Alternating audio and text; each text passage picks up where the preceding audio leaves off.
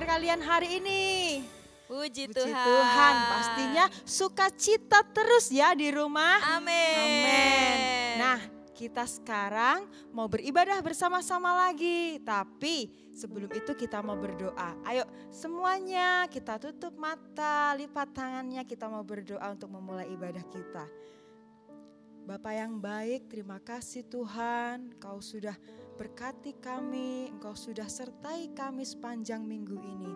Tuhan, sebentar kami akan memulaikan ibadah kami, Engkau yang beracara dalam ibadah kami mau menyenangkan-Mu lewat puji-pujian kami. Terima kasih Tuhan, kami mulaikan ibadah kami hanya di dalam satu nama Tuhan Yesus Kristus. Haleluya. Amin. Mari semua yang bersukacita bangkit berdiri, bernyanyi bersama-sama. Sukacitaku buat Tuhan Yesus.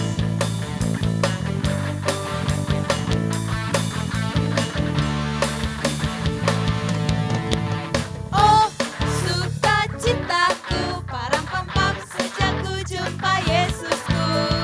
Oh, sukacitaku, param-pam-pam ku temukan juru selamat. Dia mengasihi aku, bahkan mati bagiku.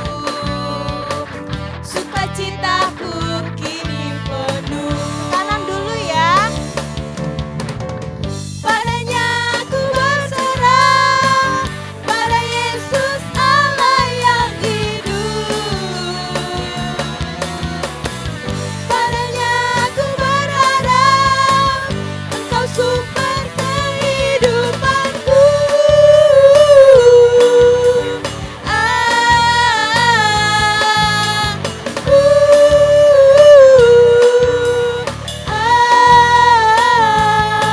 Param-pam-pam. Oh, sukacitaku, param-pam-pam sejak ku jumpa Yesusku. Oh, sukacitaku, param-pam-pam ku temukan juru selamat. Dia mengasihi aku, bahkan mati bagiku. Sukacitaku kini penuh. Oh, sukacitaku, param-pam-pam sejak ku jumpa Yesusku. Oh, sukacitaku, param-pam-pam ku temukan juru selamat. Dia mengasihi aku, bahkan mati bagiku. Sukacitaku kini penuh. Padanya aku berserah, pada Yesus Allah yang hidup. Padanya aku berharap, Engkau sumber kehidupanku.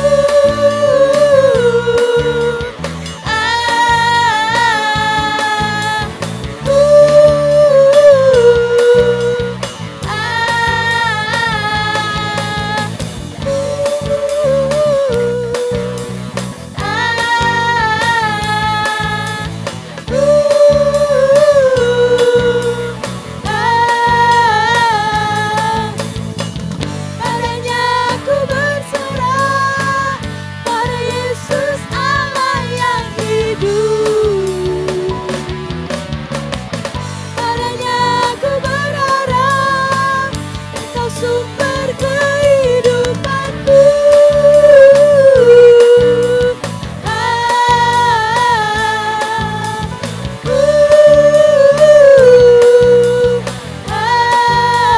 Sekali lagi ya.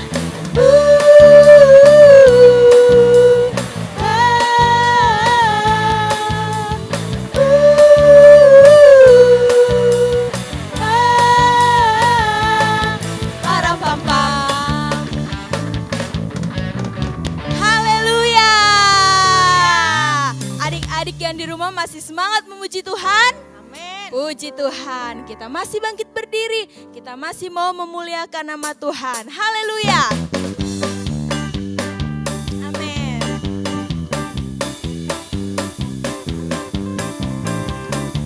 Kita katakan berlimpah sukacita di hatiku. Haleluya.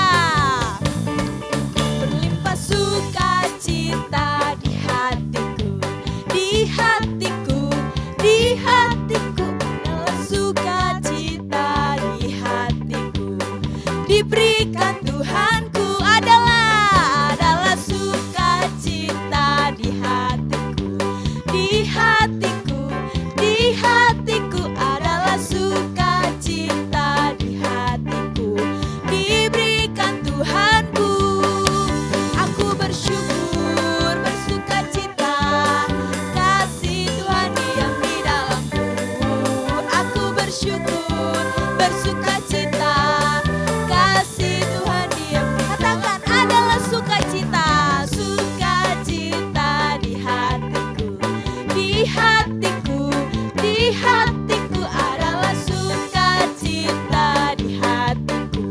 Diberikan Tuhanku, aku bersyukur, bersukacita. Kasih Tuhan diam di dalamku. Aku bersyukur, bersukacita. Kasih Tuhan diam di dalamku. Aku bersyukur, bersukacita. Kasih Tuhan diam di dalamku. Aku bersyukur, bersukacita. Kasih Tuhan diam di dalamku. Aku bersyukur, bersukacita. Kasih Tuhan diam di dalamku. Aku bersyukur, bersukacita. Kasih Tuhan diam di dalamku. Adalah sukacita di hatiku, di hatiku, di hatiku adalah sukacita di hatiku. Diberikan Tuhanku, aku bersyukur, bersukacita. Kasih Tuhan diam di dalamku. Aku bersyukur, bersukacita.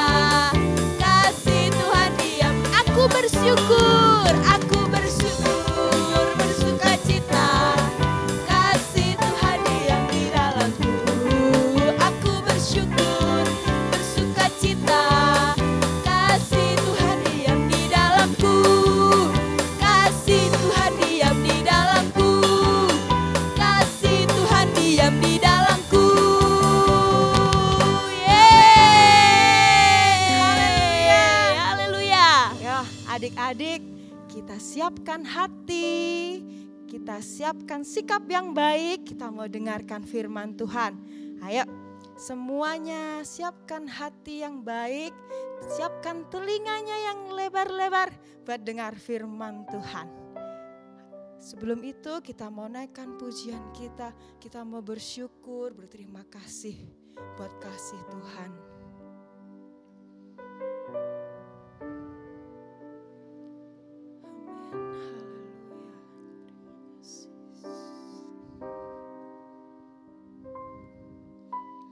Bapa,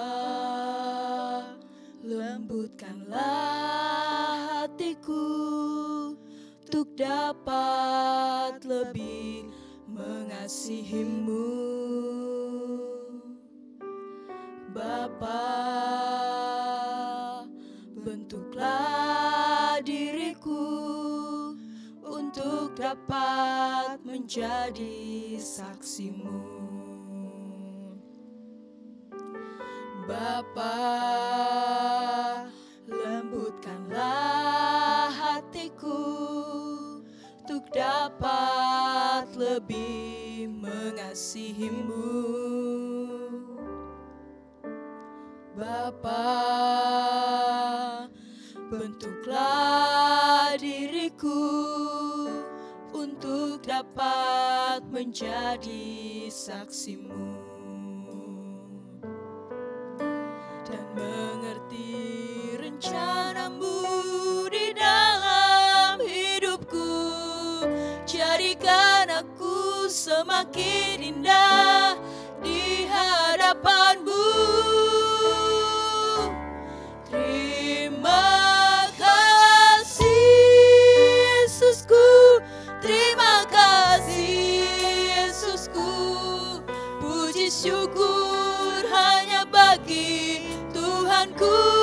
Terima kasih Yesusku, terima kasih Yesusku. Puji syukur hanya bagi Tuhanku. Kita ulang dari awal pujian ini. Bapa, lembutkanlah hatiku untuk dapat lebih mengasihi-Mu. Bapa, bentuklah diriku untuk dapat menjadi saksi-Mu. Dan mengerti rencanamu di dalam hidupku. Jadikan aku semakin indah di hadapanmu. Terima kasih Yesusku, terima kasih Yesusku. Puji syukur hanya bagi Tuhanku. Terima kasih Yesusku, terima kasih Yesusku. Puji syukur hanya bagi Tuhanku. Terima kasih Yesusku, terima kasih Yesusku. Puji syukur hanya bagi Tuhanku. Terima kasih Yesusku, terima kasih Yesusku. Puji syukur hanya bagi Tuhanku.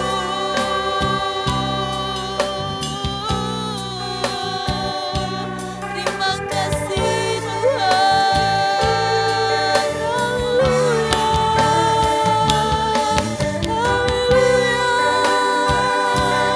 Kami bersyukur kepadamu Tuhan. Kami bersyukur. Terima kasih Yesus.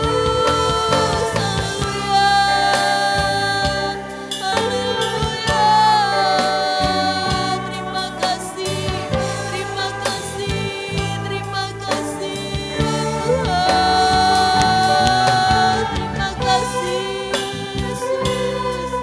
Haleluya Tuhan. Terima kasih Yesus. Terima kasih Yesusku. Terima kasih Yesusku. Puji syukur hanya bagi Tuhanku. Terima kasih Yesusku. Terima kasih Yesusku. Puji syukur hanya bagi Tuhanku. Terima kasih Yesusku. Terima kasih Yesusku. Puji syukur hanya bagi Tuhanku. Terima kasih Yesusku. Terima kasih Yesusku. Puji syukur hanya bagi Tuhanku. Puji syukur hanya bagi Tuhanku. Puji syukur hanya bagi Tuhanku.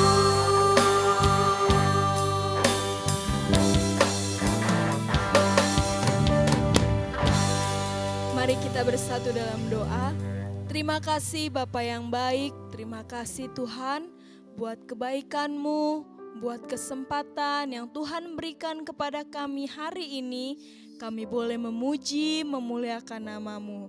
Tuhan, sebentar kami akan mendengarkan firman-Mu. Berbicaralah Engkau kepada kami semua. Tuhan, pakai guru-guru sekolah minggu yang akan menyampaikan firman-Mu. Biarlah firman-Mu boleh bertumbuh, berbuah di dalam hidup kami. Terima kasih Tuhan, kami siap untuk mendengarkan firman-Mu. Hanya di dalam nama Tuhan Yesus Kristus, kami sudah berdoa dan mengucap syukur. Haleluya, amin. Halo adik-adik. Wah, sudah lama ya kita tidak berjumpa. Tante berharap adik-adik di rumah tetap dalam keadaan yang sehat dan kuat. Nah adik-adik, hari ini Tante ingin bercerita kepada adik-adik. Ayo, siapa yang sudah siap mendengarkan cerita Tante? Duduk yang manis ya. Nah, jadi hari ini Tante ingin bercerita tentang seorang anak muda. Pada tahun ketiga pemerintahan Raja Yoyakim, ada seorang raja yang bernama Nebukadnezar datang ke Yerusalem. Nah, Nebukadnezar mengepung kota Yerusalem. Kemudian dia membawa semua perkakas yang ada di rumah Allah untuk dibawa ke rumah-rumah dewa yang disembah oleh Nebukadnezar. Tapi adik-adik, bukan cuma perkakas-perkakas yang ada di rumah Allah yang dibawa oleh Nebukadnezar. Tetapi Nebukadnezar juga membawa orang-orang, anak-anak muda yang berperawakan baik, kemudian juga pandai dan cakap dalam bekerja, untuk dibawa bekerja di istana Nebukadnezar.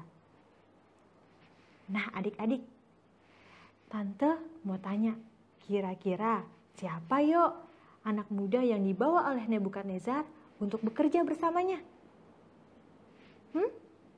Siapa? Nah, kalau begitu, ayo kita buka Alkitab kita di dalam Daniel pasal 1 ayat yang ke-6. Daniel pasal 1 ayat yang ke-6, Tante bacakan ya. Di antara mereka itu ada juga beberapa orang Yehuda, yakni Daniel, Hananya, Misael, dan Azaria. Pasti adik-adik sudah tahu siapa anak-anak muda yang Tante maksud. Mereka adalah Daniel, Hananya, Misael, dan Azaria. Nah adik-adik, ketika Daniel bersama teman-temannya dibawa ke tempat Nebukadnezar, ada peraturan yang ditetapkan di tempat Nebukadnezar. Peraturannya adalah setiap santapan raja juga harus mereka makan.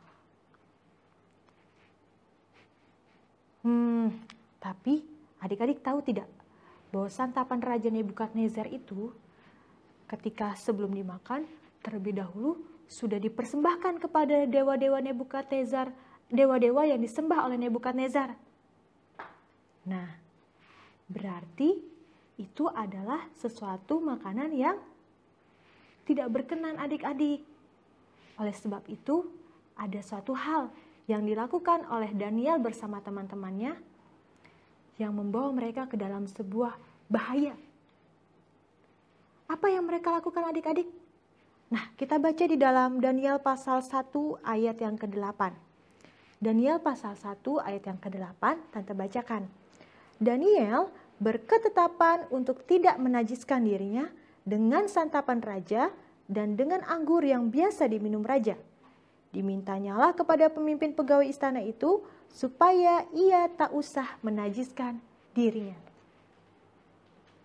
Nah, Daniel bersama teman-temannya pada saat itu memutuskan untuk tidak makan makanan yang dihidangkan oleh raja. Wah, sayang sekali ya adik-adik. Padahal kalau kita tahu makanan raja itu adalah makanan-makanan yang enak. Ada daging di sana, sayur berkelimpahan.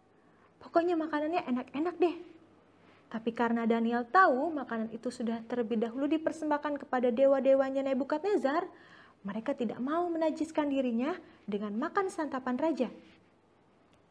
Nah, adik-adik, ini adalah keputusan yang membawa mereka ke dalam sebuah bahaya. Kalau mereka nggak makan, otomatis nanti ada yang melapor kepada raja. Bisa-bisa mereka dapat hukuman. Nah, adik-adik, saat itu Daniel bersama teman-temannya memutuskan sesuatu keputusan yang berbeda. Nah, kita baca ya di ayat yang ke-11 sampai dengan 14. Di situ dikatakan, kemudian berkatalah Daniel kepada penjenang yang telah diangkat oleh pemimpin pegawai istana untuk mengawasi Daniel, Hananya, Misael, dan Azaria. Jadi waktu mereka memutuskan untuk tidak mau makan makanan raja, dia datang kepada pemimpin pegawai istana. Karena pada saat itu pegawai istana bilang, kalau engkau tidak makan, maka nanti kami akan ditanya. Dan ketika raja juga melihat kalian tidak makan makanan raja, raja pasti akan melihat kalian dalam keadaan yang tidak, badannya tidak gemuk, tidak sehat. Otomatis nanti para pemimpin pegawai istana yang ditanya adik-adik. Nah, kemudian Daniel menjawab seperti ini adik-adik. Adakanlah percobaan dengan hamba-hambamu ini selama 10 hari dan biarlah kami diberikan sayur. Jadi waktu itu Daniel memilih untuk memakan sayur adik-adik. Dan dimakan sayur untuk dimakan dan air untuk diminum. Sesudah itu, bandingkanlah perawakan kami dengan perawakan orang-orang muda yang makan dari santapan raja. Kemudian perlakukanlah hamba-hambamu ini sesuai dengan pendapatmu. Nah, pada saat itu para pemimpin pegawai istana mendengarkan permintaan Daniel. Ayo, setelah 10 hari masa percobaan, apa yang terjadi adik-adik? Apa yang terjadi? Apakah Daniel bersama teman-temannya perawakannya menjadi kurus, kering, menjadi tidak sehat karena tidak makan makanan santapan raja? Ayo kita lihat hasilnya. Kita lihat hasilnya di ayat yang ke-15. Setelah lewat 10 hari, ternyata perawakan mereka lebih baik. Wow! Hanya dengan makan sayur dan minum air, perawakan mereka lebih baik. Dan mereka kelihatan lebih gemuk. Perawakan lebih baik, lebih gemuk. Hanya dengan makan sayur dan minum air. Daripada semua orang muda yang telah makan dari santapan raja. Kemudian ayat yang ke-16. Kemudian penjenang itu selalu mengambil makanan mereka dan anggur yang harus mereka minum, lalu memberikan sayur kepada mereka. Hasil yang berbeda mereka dapatkan. Badan mereka jadi lebih gemuk, perawakan mereka jauh lebih baik daripada orang-orang yang makan santapan raja. Kemudian apalagi yang Daniel dapatkan? Di ayat yang ke-17. Kepada keempat orang muda itu, Daniel, Hananya, Misael, dan Azaria, Allah memberikan pengetahuan dan kepandaian tentang berbagai-bagai tulisan dan hikmat. Wow, gak makan makanan seperti yang dihidangkan oleh raja, tapi Tuhan karuniakan mereka hikmat dan pengetahuan tentang berbagai-bagai tulisan dan hikmat, sedang Daniel juga mempunyai pengertian tentang berbagai-bagai penglihatan dan mimpi. Nah adik-adik, dari cerita Daniel bersama teman-temannya ini, apa yang dapat kita pelajari? Daniel bersama teman-temannya memilih untuk tetap taat. Dan mereka tidak mau menajiskan diri mereka dengan hal-hal yang tidak berkenan. Kemudian apalagi yang bisa kita pelajari adik-adik? Dari kisah Daniel ini kita bisa pelajari bahwa segala sesuatunya Tuhan yang memegang kendali. Tuhan yang memegang kendali atas hidup kita. Bahkan di dalam keadaan sulit pun, bahkan di dalam keadaan bahaya pun, Tuhan yang pegang kendali hidup kita. Selain itu, kita juga harus percaya bahwa penyertaan Tuhan itu selalu ada buat kita. Seperti Daniel dan teman-temannya, penyertaan Tuhan tetap nyata dalam kehidupan mereka. Walaupun mereka dalam keadaan sulit, mereka dalam keadaan bahaya. Sehingga apa yang harus kita lakukan? Kita tetap taat, melakukan firman Tuhan, dan kita harus tetap setia kepada Tuhan. Karena Tuhan yang memegang kendali atas hidup kita, dan Dia punya kuasa. Penyertaan Tuhan nyata bagi setiap kita. Puji Tuhan adik-adik, biar firman Tuhan ini bisa memberkati adik-adik di rumah. Tetap percaya bahwa Tuhan Yesus selalu menyertai adik-adik, dimanapun adik-adik berada. Bahkan di tengah pandemi ini, adik-adik percaya bahwa Tuhan Yesus selalu memegang kendali hidup adik-adik, selalu menyertai kehidupan adik-adik. Tetap percaya kepada Tuhan Yesus ya. Ayo adik-adik kita berdoa. Kita akan tutup kisah firman Tuhan kita pada hari ini. Mari kita berdoa. Terima kasih Tuhan, terima kasih Yesus. Kami bersyukur untuk kebenaran firman-Mu yang boleh disampaikan pada hari ini. Kami boleh belajar Tuhan untuk tetap tunduk kepada Engkau, untuk tetap taat akan kebenaran-Mu. Dan kami percaya Bapa, bahwa Tuhan Yesus yang memegang kendali kehidupan kami. Tuhan Yesus yang menyertai kehidupan kami. Apapun yang kami alami, bahkan di dalam keadaan sulit pun, Tuhan tetap menyertai kami. Dan kami mau setia, percaya kepadamu Bapa. Kami bersyukur Tuhan, dan Engkau memberkati setiap kami, memberkati adik-adik dalam masa sekolah mereka, hikmat-Mu menyertai mereka, bahkan kesehatan, kekuatan, perlindungan Tuhan menyertai mereka maupun keluarga mereka. Terima kasih Tuhan Yesus, kami bersyukur hanya di dalam nama Tuhan Yesus Kristus kami sudah berdoa. Haleluya. Amin.